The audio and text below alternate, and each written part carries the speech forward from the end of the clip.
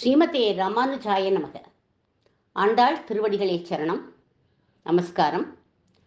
ஒருத்தி மகனாய் பிறந்துங்கிற பாசுரத்தில் நெடுமால்ங்கிற பதத்தின் உட்பொருளை, அதாவது அதனுடைய சுவாபதேசத்தை இன்றைக்கு நாம் பார்க்கலாம்.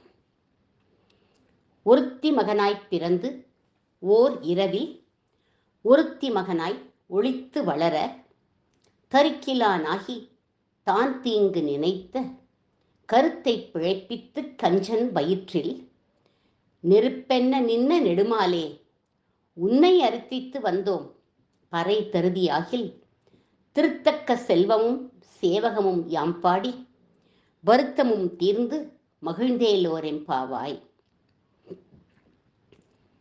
ஏற்கனவே இந்த பாசுரத்தில் ஒருத்தி மகனாய் பிறந்து ஓரிரவில் ஒருத்தி மகனாய் ஒளித்து வளர, அதில் 2 தடவை ஒருத்திங்கிற சப்தத்தை போட்டிருக்கா ஆண்டாள்.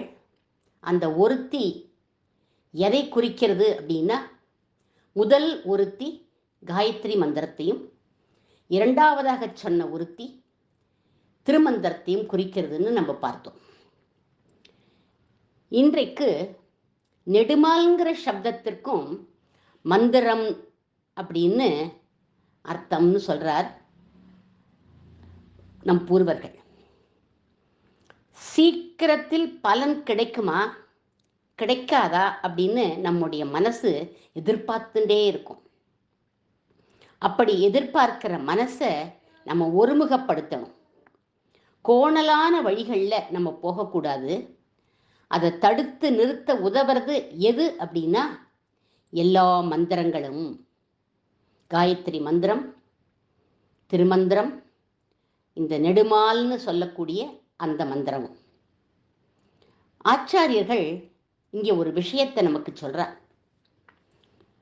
மலர்ந்த தாமரை புஷ்பத்தில் உட்காண்டு வண்டுகள் தேனை பருகின்றிருக்கும்.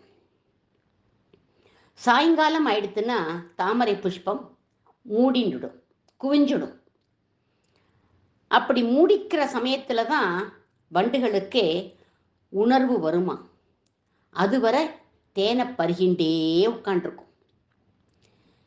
இதழ்கள் மூடிக்கொள்வதற்கு கொஞ்சம் முன்னாடி வெளியில போயிருக்கலாம் அப்படின்னு அப்பதான் தோணுமா அதுகளுக்கு. இப்படியாவது இந்த தேனை சாப்பிடணுமா அப்படின்னு நினைச்சுக்கும், ஆனா வெளியில போகாது. அதுக்கப்புறம் என்ன, மூடின்றோம், தாமரை புஷ்பம் மூடின்றோம். அப்போ அது மனசுல ஒரு தெம்பு வந்துடும். என்ன தெம்பு அப்படின்னா, ராத்திரி ஒரு பொழுது தானே, ஓடியே போயிடும். பிராத காலத்துல சூரியன் உதிச்சுடுவான், தாமரை புஷ்பம் மலர்ந்துடும்.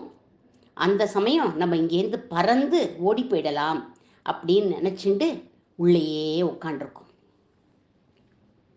அர்த்த ராத்திரி ஒரு பெரிய மத்த கஜம் குளத்துக்குள்ள இறங்கித்து.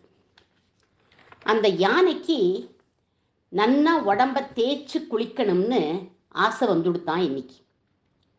அதுவரை அது அப்படி குளிச்சதே இல்லை. அது என்ன பண்ணித்துன்னா, நாளத்தோட, அதாவது தாமரையினுடைய தண்டோட சேர்த்து தாமரை செடியை பிடிச்சு இழுத்து பூவை போட்டு தேய்ச்சுடுத்து.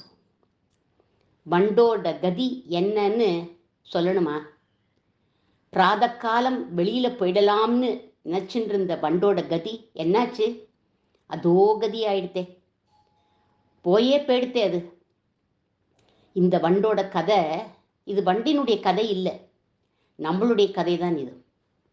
வண்டு மாதிரி நாமும் இந்த உலகத்துல போகத்தை அனுபவிச்சுட்டே இருக்கோம். இது சாஸ்வதம், அது சாஸ்வதம்னு நினைச்சுட்டு உக்காண்டிருக்கோம். கடைசி காலத்துல ஒண்ணுமே பண்ண முடியல நம்மளால.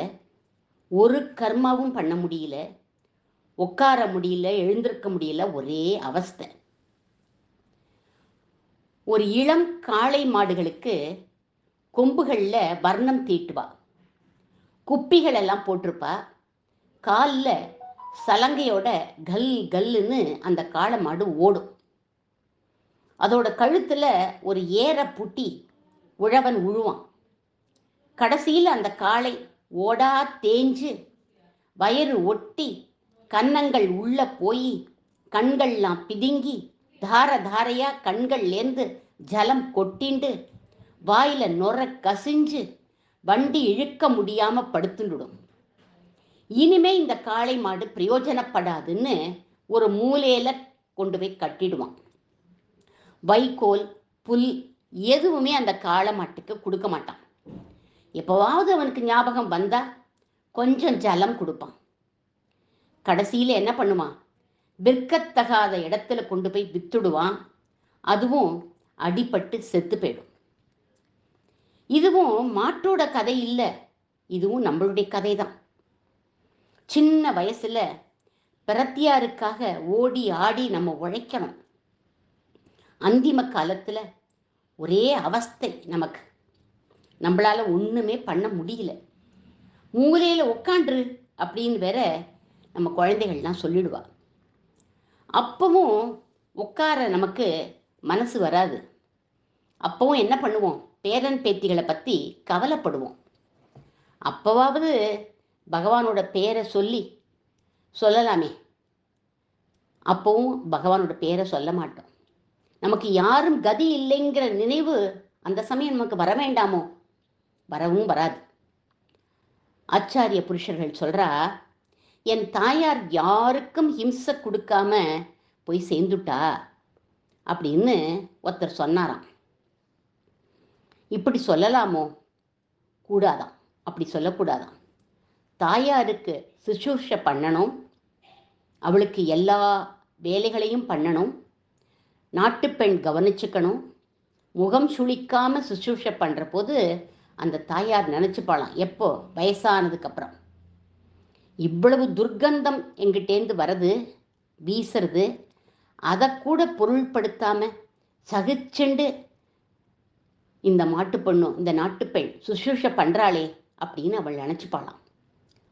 இவள் குடும்பம் குழந்தைகளோட நன்னா இருக்கணும்னு அந்த சமயம் ஆசீர்வாதம் பண்ணுவாளாம். தாயாருடைய அனுகிரகத்தால அந்த குடும்பம் நன்னா இருக்கும். அப்படி இல்லாம யாருக்கும் என்னோட தாயார் கஷ்டமே கொடுக்காம போய் சேர்ந்துட்டா அப்படின்னு சொல்லக்கூடாது. அது நியாயம் இல்லை அப்படின்னு சொல்றார்கள் நம்முடைய ஆச்சாரிய புருஷர்கள். அதனால இளம் வயசுலேயே காலத்தை வீணா கழிக்காம பகவத் விஷயத்துல ஈடுபடணும். வீணான எண்ணங்களை நீக்கி எப்பவும் நல்ல விஷயத்துல ஈடுபடும்படி மனசை நம்ம பக்குவப்படுத்திக்கணும். அந்த மாதிரி பக்குவப்படுத்தும் எது தெரியுமா? நம்மளுடைய மந்திரங்கள். நம்ம எத்தனை மந்திரங்களை ஜபிச்சிருக்கோமோ அந்த மந்திரங்கள்லாம் வீணான விஷயங்கள் எல்லாம் நீக்கி நல்ல விஷயத்துல நம்ம ஈடுபடும்படி அது பக்குவப்படுத்திடும். அதனால்தான் மந்திரங்களை ஜபிக்கணும். ஆச்சாரியர்கள் தேர்ந்து வாங்கின்ற மந்திரத்தை உட்காந்து ஜபிக்கணும். கருத்தை பிழைப்பித்து கஞ்சன் வயிற்றில் நெருப்பென்ன நின்ன நெடுமாலே அப்படின்னு மனசை கோணலான வழியில போகாம தடுத்துடும் அந்த மந்திரங்கள்லாம். நம்ம மந்திரங்களை சொல்ல நம்மளுடைய மனசு கோணலான வழிக்கெல்லாம் போகாது, நல்ல வழியில் அது திருப்பி விட்டுடும். பகவான் ஒருவனே போக்கியம்னு உணர வச்சுடும் நம்மளை. மந்திரங்களை ஜபிக்க மனம் பரிபக்குவமாகி பகவானையே நாம் வேண்டி நிற்போம். மற்றவை அழியக்கூடியவை அப்படிங்கிற ஞானம் நமக்கு ஏற்பட்டுடும். பகவான் வேண்டி அவனை வேண்டி அவனுடைய திருவடியில கைங்கரியங்கிற புருஷார்த்தம் கிடைக்கணும்னு நம்ம மந்திரம் சொல்ற போது பிரார்த்திக்கணும். இந்த பாசுரத்தினுடைய உயிர் நாடி என்ன தெரியுமா? வருத்தமும் தீர்ந்து மகிழ்ந்து அப்படின்னு சொல்லியிருக்கா. வருத்தம் தீர்தல் அப்படின்னா சம்சார பந்தம் நீங்குதல். மகிழ்ந்து அப்படின்னா திவ்ய தேச பிராப்தி, வைகுண்ட பிராப்தி நமக்கு கிட்டும். அங்க போனா நம்ம அவனுக்கு கைங்கரியம் பண்ணணும். ரோகம் தீர்வது மகிழ்ச்சி இல்லை. நம்மளுடைய உடல்ல இருக்கிற உபாதை தீர்றது மகிழ்ச்சி இல்லை. பரிபூர்ண ஆரோக்கியமே தான் மகிழ்ச்சி அப்படின்னு சொல்றா. அதே மாதிரி சம்சார நிவர்த்தியே மோட்சம் இல்லையாம். சம்சார நிவர்த்தி பூர்வக பகவத் பிராப்தி. பகவானை அடைவதே பரிபூர்ண மகிழ்ச்சின்னு இந்த பாசுரத்தில் சொல்லப்பட்ட மந்திரங்களின் ஏற்றத்தை முக்கூர் லக்ஷ்மி நரசிம்மாச்சார் இப்படி வியாக்கியானம் பண்ணுறார்.